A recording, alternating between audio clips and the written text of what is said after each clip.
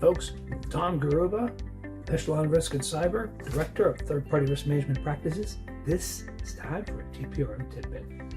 First off, I just want to do a quick shout. Next week, I am actually going to be in Orlando, Florida at the Shared Assessment Summit.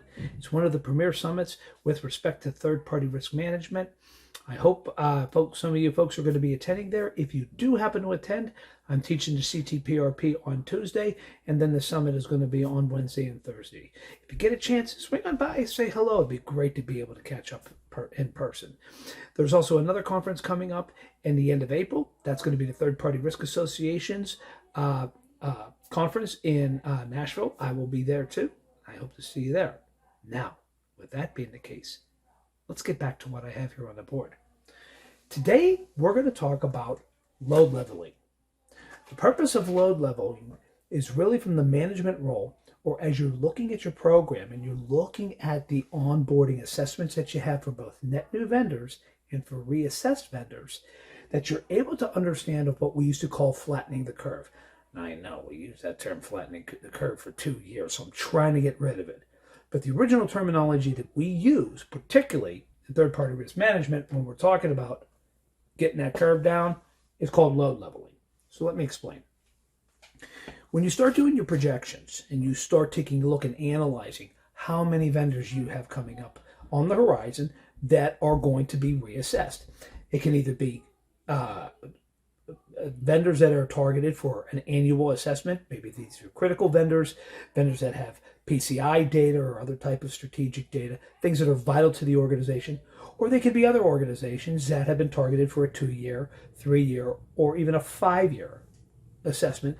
And now you've looked at them a couple of years ago, and now they're coming due for a reassessment. So what you're going to start doing is, as you see these and you start planning this out, you can see there's certain peaks and valleys with respect to when these are targeted for assessments.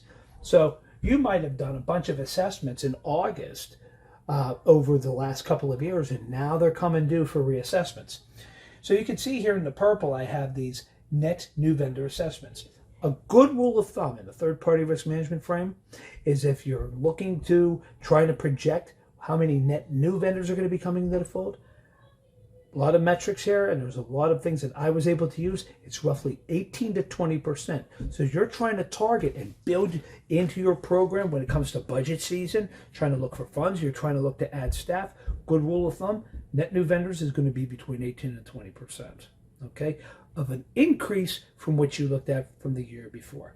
You're going to have new vendors coming in. Some vendors are going to roll out, or you might have some vendors that you're only going to onboard, but they're only doing one specific scope of work for you somewhere down the frame, somewhere down the line. Maybe we're going to be using this particular vendor in the fourth quarter. So by doing that and having no ideas of when those vendors are going, it helps to start painting a picture of how many resources you need, but also when are you going to be able to reach out to those folks? So here's what I'm trying to draw you. When we start talking about load leveling, and here, since it's March, I'm taking us through April through December. You can see you start hearing peaks in June, in July, in August, even into September. Now you might be saying to yourself, think about this. You got these assessments that are going to be coming due, or you're going to start adding new assessments. How are you going to tackle those? Maybe you're sitting there saying, I got 2 of my staff that are going to be out for 2 weeks at a time in July. I got somebody who's going away in August. And don't forget too, if you have vendors, particular over in Europe, that you need to go and assess, these folks are gone in the summertime for anywhere for 3 weeks to a full month on holiday or even longer. So it's very important that you start looking at these and going, how can I cut this down a little bit and spread these out? So it might be a good idea to start taking these vendors here and start rolling them into months coming up here. You could even start splitting these back and forth between these and work your way down where you have something that's manageable due to staff,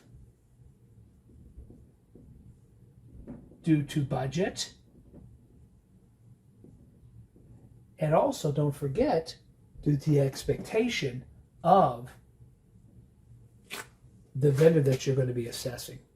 So it's very important that you are able to go through this and be able to break up to them and be able to have this parallel going across that's able to tie into the staffing that you have, the funding that you have, and also more important, to be able to, again, make sure you're able to accommodate the vendor.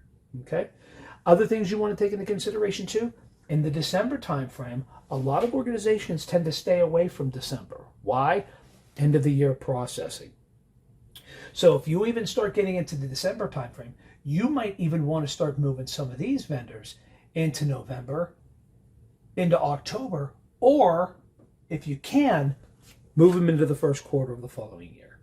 So hope you got something out of this. Load leveling is very important with respect to managing things that's going on, and you're helping to still maintain and monitor the risk with respect to your vendors. But more importantly, it's really going to help the organization in making sure that you are able to achieve your organizational objectives in mitigating that risk with your vendors. Hope you got something out of this.